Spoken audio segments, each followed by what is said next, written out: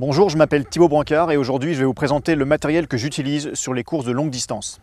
Alors d'abord, qu'est-ce que c'est une course de longue distance? Ce sont des courses de environ 200 à 1200 km qui se courent en Scandinavie, même principalement en Norvège. Sur ces courses, la particularité, c'est que le temps de repos est inclus dans le temps de course. À partir du moment où vous êtes parti, vous pouvez vous arrêter sur la piste. Il y a des checkpoints tous les 60, 80, 100 km. Vous pouvez décider de vous arrêter sur ces checkpoints pour reposer vos chiens, pour les nourrir. Mais c'est vous qui décidez où vous vous arrêtez et quand vous vous arrêtez et combien de temps vous vous arrêtez. Et c'est ça qui fait la particularité de ces courses-là. Alors bien évidemment, pour faire une course de chien de traîneau, en plus des chiens, forcément, il faut un traîneau et je vais maintenant vous présenter mon traîneau et ses particularités. Ce traîneau a donc une grande capacité de chargement, comme vous pouvez le voir, un grand sac avec un grand toboggan par-dessous qui permet vraiment de charger beaucoup de matériel. Sur les courses de longue distance, on est obligé d'être totalement autonome, donc on a un matériel obligatoire de survie qui doit être présent dans le traîneau et on doit être aussi capable de charger un chien dans le traîneau, un chien qui serait fatigué, qui serait blessé.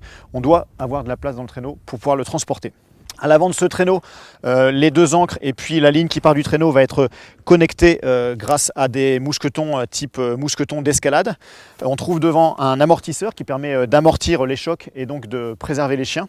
Et puis ensuite, vous avez un autre mousqueton auquel est connectée la ligne de trait. Vous avez différents modules. Moi, je cours en catégorie 8 chiens, donc je vais avoir 4 modules. À chaque fois, 2 chiens vont y être raccordés.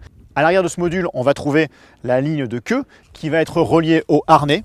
Moi, j'utilise un système d'Eskimo Ball qui est donc une petite boule qui reprend le principe utilisé par les Esquimaux qui utilisaient eux des morceaux de bois ou d'os qu'on va venir passer dans la boucle de la ligne de queue et qui va permettre d'accrocher ce harnais. À l'avant de ce module, on va trouver une ligne de cou cette fois-ci qu'on va pouvoir raccorder au collier du chien. Moi, j'utilise des harnais X-Back Inland 6 qui sont des harnais de la gamme Polar Quest que j'utilise depuis des années avec des matériaux qui sont hydrofuges qui permettent au harnais de ne pas geler dans les températures glaciales dans lesquelles on court. C'est un harnais très solide et à la fois très léger qui existe dans toute une gamme de tailles qui permet de trouver le bon harnais par rapport à la taille, au poids et à la morphologie du chien.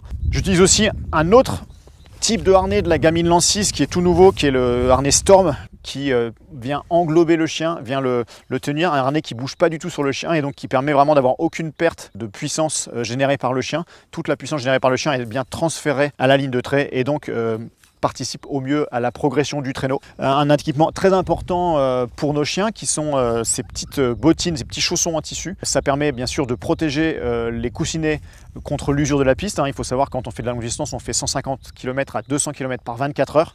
Vous imaginez le nombre de pas que ça représente. Et bien avec des petites bottines, ça va préserver donc les coussinets de l'usure et ça va aussi éviter que des boules de glace viennent se mettre entre les coussinets et pourraient blesser les chiens comme un caillou dans une chaussure. Voilà, c'est à peu près le matériel que j'utilise lorsque je suis en course de longue distance. J'espère que ça vous a intéressé et je vous souhaite une bonne journée.